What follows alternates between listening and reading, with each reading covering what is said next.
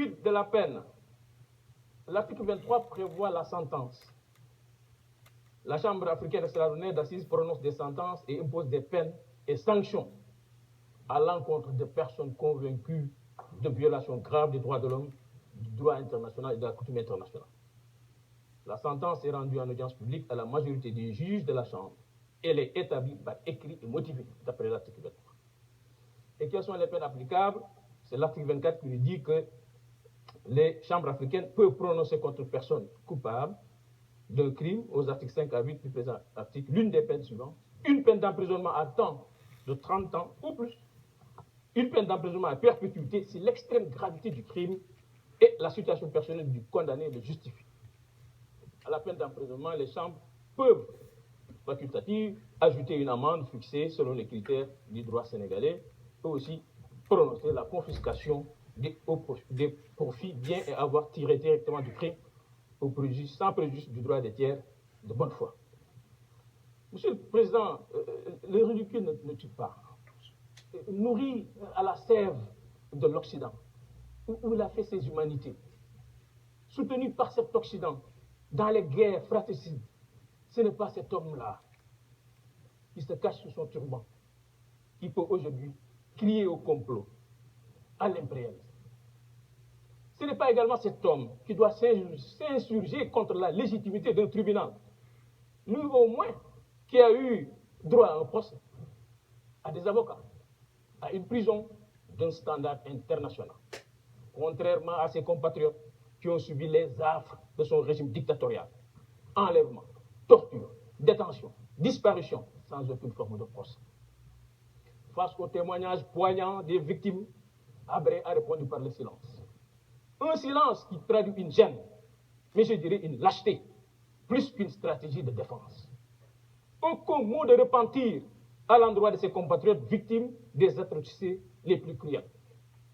Il a durant son règne réifié la personne humaine, cette créature si chère au Créateur. On peut se demander qu'est-ce qu'il a à la place du cœur. Nous avons apprécié la boutade lancée par une victime ici, à la barre à Sénapré. Se tournant vers lui, elle lui a lancé: vous gardez aujourd'hui le silence, mais demain, vous parlerez devant Dieu. Nous avons du mal à croire qu'il s'adonnait à la lecture du Coran. Comme l'indique le rapport de l'enquête des personnalités à la page 9. Le rapport nous dit que ses principales occupations sont la lecture, surtout celle du Coran. Et je lui demande, est-ce qu'il a médité le verset 74 de la sourate de la vache? ثم قست قلوبكم من بعد ذلك وهي كالحجارة أو أشد قسوة وإن من الحجارة لما يتفرج منه الأنهار وإن منها لما يشقق فيخرج منه الماء وإن منها لما يحبط من خشية الله وما الله بغافل عما تعملون. Dieu parlait des cœurs endurcis, devenus comme des pierres, ou même plus durs encore. Pourquoi? Parce que Dieu dit qu'il y a des pierres d'où jaillissent les ruisseaux. Il y a d'autres qui se fendent pour qu'en surgisse l'eau. D'autres s'affaissent par crainte d'Allah. Ce n'est pas le cas du Sahaba. Monsieur le Président, les deux finalités de la peine sont le châtiment et la dissuasion, eu égard à l'ampleur des dommages causés aux victimes et aux membres de leur famille. Hissène Habré mérite une condamnation à la hauteur des crimes dont il est déclaré coupable.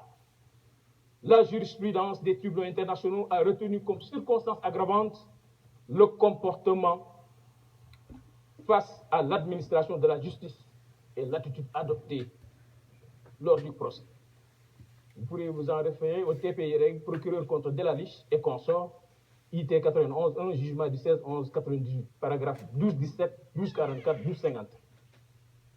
L'autre circonstance aggravante retenue par la jurisprudence, c'est la cruauté des moyens utilisés, la souffrance et le traumatisme aigu des victimes.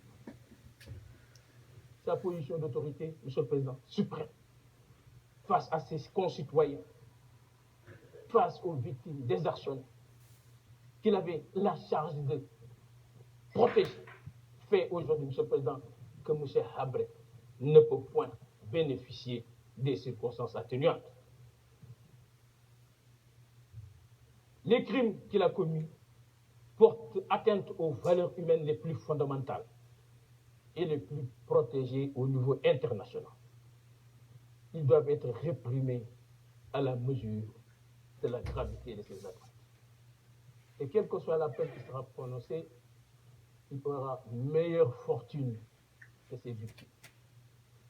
Au moins, ses proches connaîtront là où il est.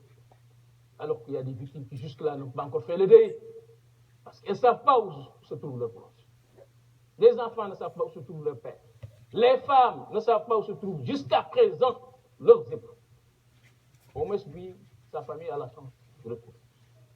C'est la raison pour laquelle, M. le Président, je requiers qu'il vous plaise prononcer la condamnation de Hissène Habré à l'emprisonnement à perpétuité, assortie de la confiscation de tous les biens et objets saisis au cours de la procédure ouverte devant les chambres africaines extraordinaires.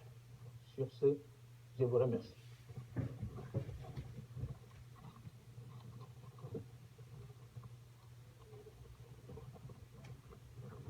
Ainsi donc prennent fin les réquisitions du ministère public et nous allons poursuivre l'audience demain à partir de 9h avec les plaidoiries de la défense.